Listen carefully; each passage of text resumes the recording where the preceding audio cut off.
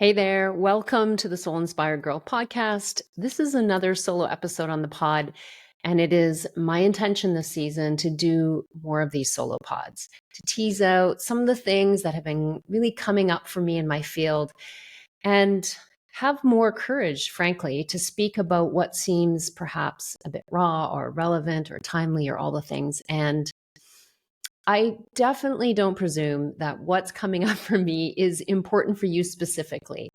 But I do know that we are never alone in our experiences, even when we feel like it. And there's been so many occasions where I have felt called to record a podcast. And part of me is wondering why am I even talking about this thing?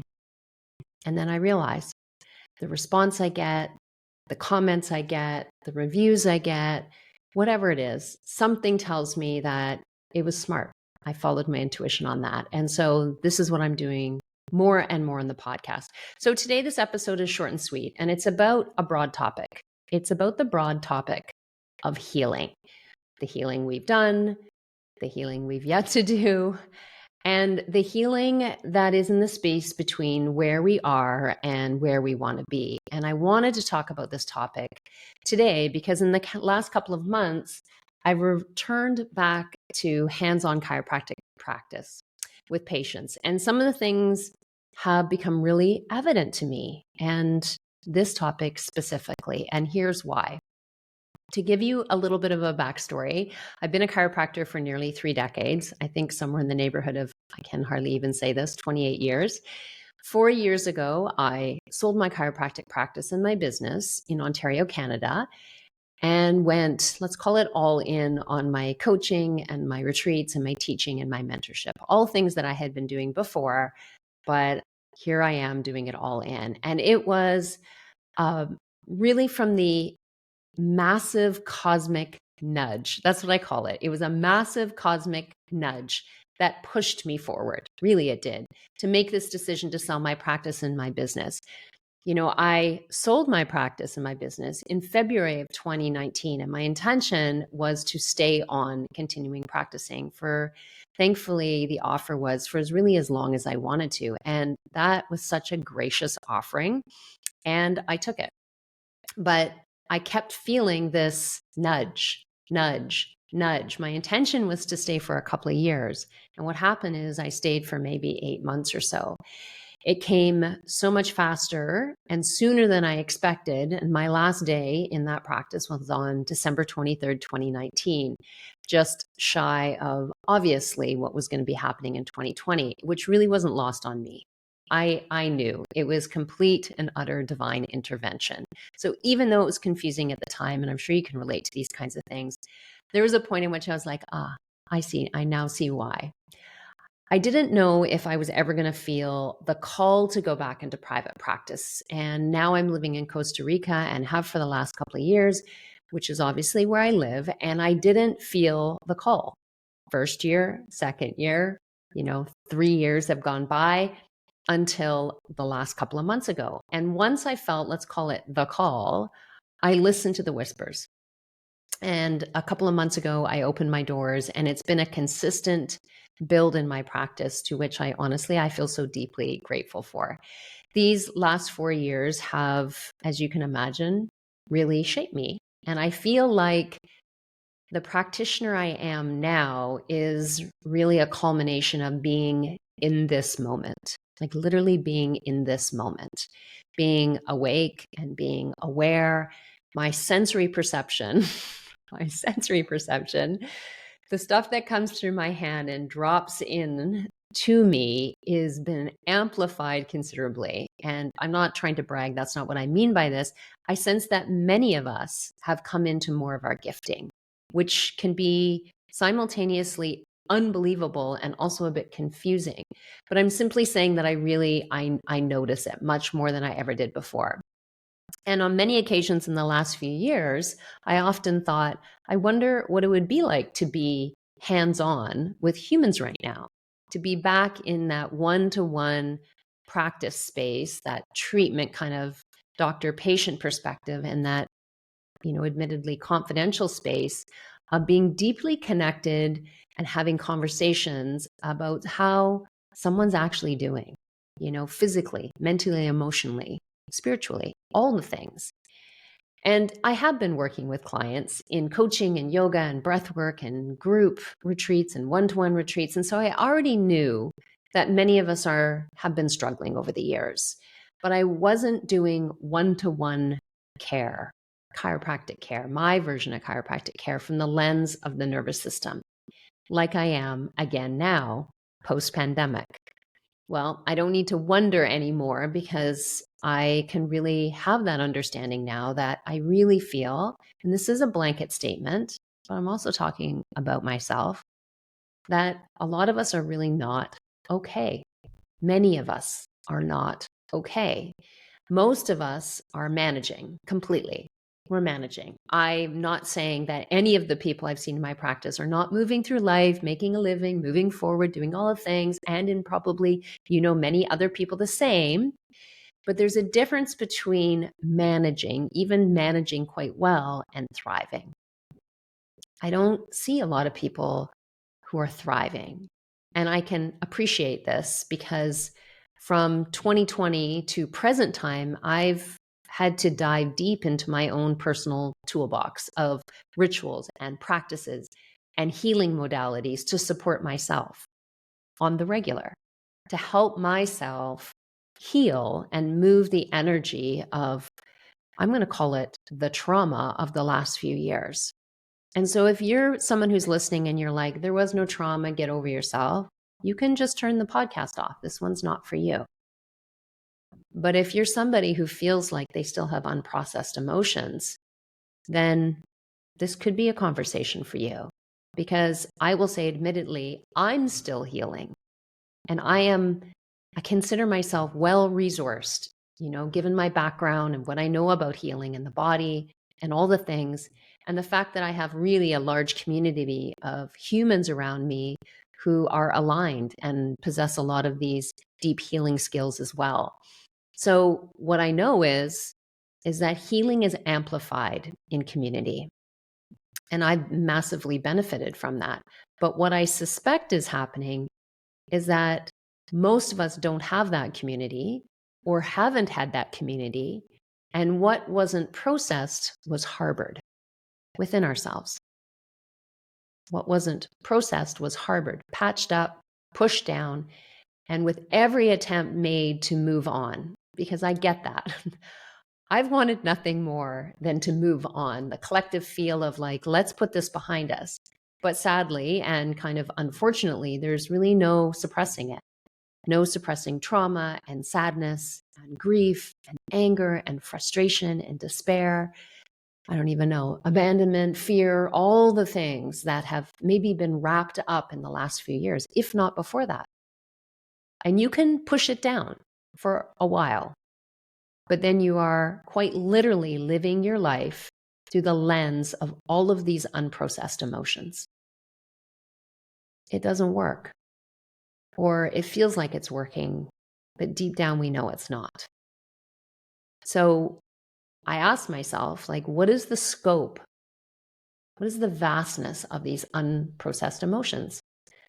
And I don't know what it is for perhaps the individual, but I do know that there's a lot of people walking around carrying the weight of all sorts of things, carrying the weight of losing their job because they didn't get the thing in their arm, or they had the experience and perhaps still have the experience of having a massive crevice open up between them and their spouse or their friends and their family or their community.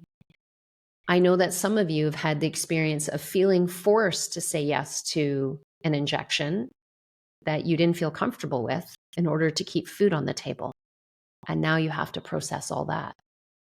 And yet others did feel comfortable with getting the thing in their arm, but now they're experiencing a loss of well-being and vitality and all the emotions that come up with that, because I've seen all of that. Addiction has exponentially risen across all age categories: prescription drugs, illicit drugs, alcohol, nicotine, massive amounts of sugar, fast food, unhealthy behaviors, gambling, you name it. And if you look at what is addiction, what is addiction? Where does it stem from? I think it was Gabor Mate that said, addiction is a result of child or adult unprocessed trauma, stress, social disconnection, or loneliness. And I can say that the last 4 years have been about a lot of these things. It's been about isolation and restriction and disconnection. It's no wonder that we are only now, literally only now, beginning to see the emergence of the full effect of these last few years. And of course, we can get into, financial stress, and ultimately all of it's eroding this aspect of feeling safe and secure and pushing away and eroding our sense of self-confidence and self-esteem. I get it. I know it. We've all been told that we can do hard things. I hear that all the time. We can do hard things. I know it. I'm not disputing that we can't do hard things. My friend Jen Pike talks about it all the time. We can do hard things. That's not really it. I'm suggesting, and I'm frankly noticing, that there's just a lot more healing to be done. And for a lot of us, we want to move on. I get that. And maybe, this healing that's waiting to be done for you is nothing to do with the last 4 years. Maybe it was previous to this, or maybe it's the layering effect of both. And either way, I really just want to open the conversation and connect with you, all of you, to say that if any of this or any part of you feels forever changed and holds a deep heaviness within you, that you have work to do. That you have work to do. I'm not saying you're broken. You aren't broken, but you simply have the option of doing the work that is specific to you.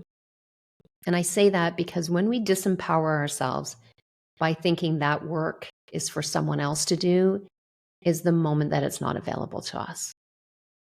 We, me included, have to take responsibility for anything that resides within us that we've yet to address. And most of this work we can probably do on our own. We can do this self-led by ourselves on our own. Not always, though. Some of it often needs to be in the support of others, one-to-one or in group. I have most definitely witnessed the power of healing one-to-one or in community. The bottom line for me is that wholeness really is our birthright, but only you can decide if you are worthy of it. Only I can decide if I'm worthy of it. That's for us to decide. And the reason that it's called work is because it takes work. I don't know if it's the hardest work that you'll ever do, but I do know it's often the best work that we'll ever do. And I don't say this from judgment. I don't. I say this wholly from compassion and this relational understanding, what it means to hold a heaviness within your heart that ultimately stands between you and what's possible. I've had this version of this conversation with many beautiful humans in this short time that I've been back in practice, so only 2 months. And when I'm frankly willing to step into that conversation, because when I'm working one-to-one with somebody and my hands are on them, I have a portal to a different understanding of what's going on. That's just something I'm sure lots of other people have had this experience. So I'm seeing this in practice and I want to talk about it. And when I'm willing to step into the conversation with a client or a patient, every single time in the last 2 months, so have they. Not to go back and rehash what's happened. Because even though we might want to ignore it or minimize it, we always know, we ourselves, we always know when we have undone healing. No one really needs to tell us that. We know it. And in every case, there's been tears, some sort of emotional release, not in the case in the last couple of months, but even anger and denial would all be part of it. These are all indications of an actual soulful acknowledgement. There is something so very cathartic about meeting yourself where you're at instead of spending mind blowing amounts of time and energy distracting yourself from the truth of your life. Whatever you resist in life will persist, healing included. And whatever you face, the moment you begin to face it, it will begin to move. Oftentimes, the hardest part is simply starting, deciding, making that forward action. Soon as you face it, and it will begin to move, the energy moves, the stuckness will begin to shift, and really new light and energy becomes available for the healing and the transformation. So trust me when I say it takes way more energy to be in resistance than it does to invite the pain and the problem forward. So my question is, what does one do with their unhealed parts? Because we all have them. I think first, you acknowledge that you are really part of the human race. This is where self-compassion comes in. This is the essence of being a human. And as much as you may feel alone in it, to which I have so much compassion for, you're actually not truly alone. So you can do a few things. One of which I think is really powerful is to check in with with yourself and ask, what do I need? This could be a really small thing. This might be a really big thing. But the question's the same. What do I need? And then your job is to pause long enough to listen. Because we do know what we need. We might not understand all the steps to take us, but we often understand enough to resource ourselves to ask, what do I need? And our needs are vast. It's never exactly the same for everyone. But the path back to wholeness does involve connecting more deeply and compassionately with yourself. Other questions. What do you need in your life to support you? What have you been avoiding? What decision? What boundary?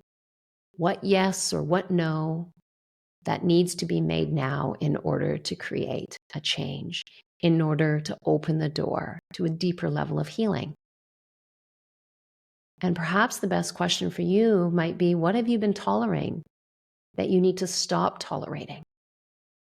And what part of you have you been turning away from that asks for your love and your patience and your forgiveness? Healing is an actual internal call to action, and it's facilitated and supported by ourselves and oftentimes by others. So if this is you and you feel this, tune in and follow through with what you need. And as soon as you start leaning into the healing, life will meet you in that moment to bring you people and places and experiences that will augment your healing. And to be clear, I too have healing to be done. And I too find new layers and new levels, asking for deeper levels of wholeness. There is nothing in this podcast that is coming from a place of judgment or condemnation. I see you. I feel you, because I am you. If this was a message that you needed to hear today, this podcast is for you. And if you know someone who needs to hear this, would you please share it with them? I really think that the more we talk about this, the more wholeness we can bring back to society. It is my deep, deep, deep awareness that the world needs you and the world needs me, and it needs us to be in our wholeness. And that's the invitation that's available to each of us. Thank you for listening to this short, sweet podcast today and joining me on the podcast. So if you are inspired, I would love it if you would rate and review and follow the podcast, share it with a friend, tag me on Instagram at Soul Inspired Gurl, and do something with these nuggets. Anything that's landing with you so that this conversation has the ability to create positive change. Bless your heart. And before you go, I just want to give you a heads up that I have 2 upcoming retreats for women. Reclaim Retreat is a 7-day Eco Lux retreat in Mexico in April. And we also have my retreat partner, Shirley Williams, and I have a 5-day retreat in Ontario, Canada in July called The Gathering. For more information, you can DM me on Instagram, visit the show notes for all the direct links, or you can head on over to my website, soulinspiredgurl.com, for all the info. Blessings to you. I will see you next time on the podcast.